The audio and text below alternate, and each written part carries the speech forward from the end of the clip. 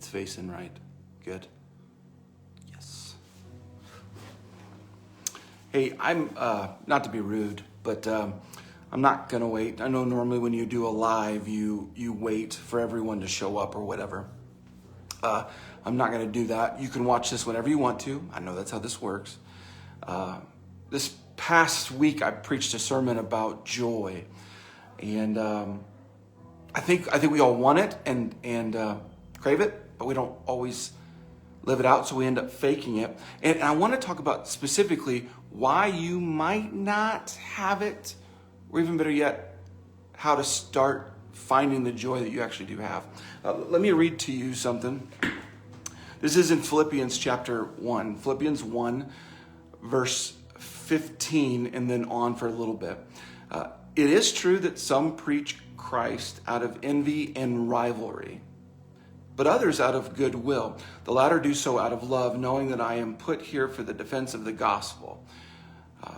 The former preach Christ out of selfish ambition, not sincerely, supposing that they stir up trouble. Keep on stir up trouble. That's big. For me while I'm in chains. But what does it matter? So if you've never read this, you're like, what's he talking about? You've got a guy talking about people stirring up trouble. They're not really saying true things, or they're not doing it right.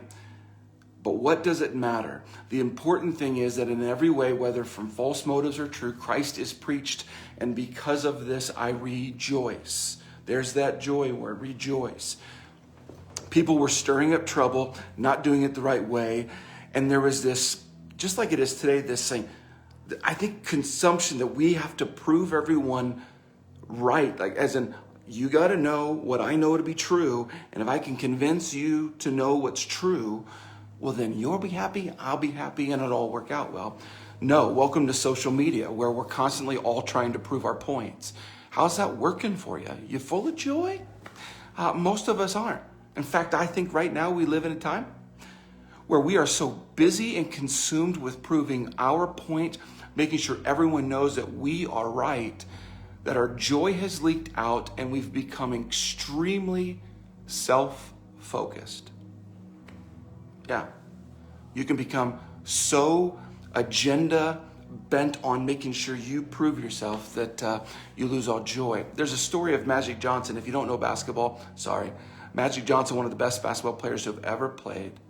When he was in middle school, people began to discover that he was really good. And he would literally dominate. His middle school team would win every game. He would score 50 points, and they just would win.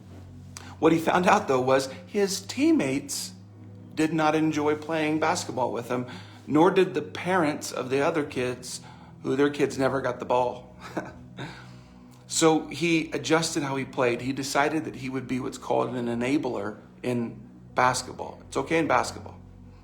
He would try to help others play well.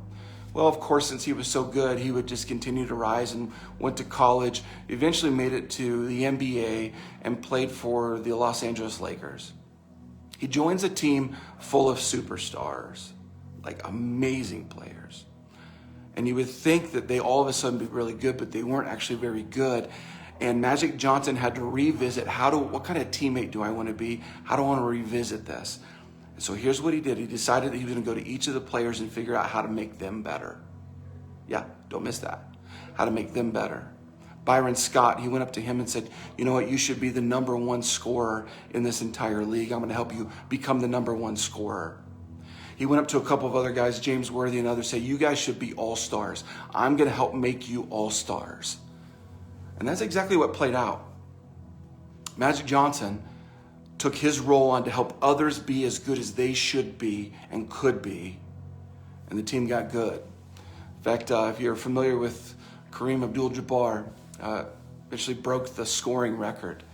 Magic Johnson was on the bench, and when Kareem was about to score the winning, or basically the record-breaking points, Magic Johnson got off the bench, checked himself in, dribbled the ball up, and made sure to pass the ball so he could help him break the record. You know, what if some of us don't have joy right now because because we've become so focused on proving ourselves right that we're no longer helping others. What if? I think that could be true for a lot of us. I didn't really talk a lot about that in the sermon, but I wanted to bring that up now. If you want joy, I think you might have it. You're just covering it. And covering it by not helping others. What if at work, in your family, especially online, it wasn't about proving what you did, how you voted, what you said, what you think, and it's all correct? What if you got out of that for a little bit and just tried to help others reach their potential? If you do that, I think you'll discover the joy that you think you don't have. Thanks for listening.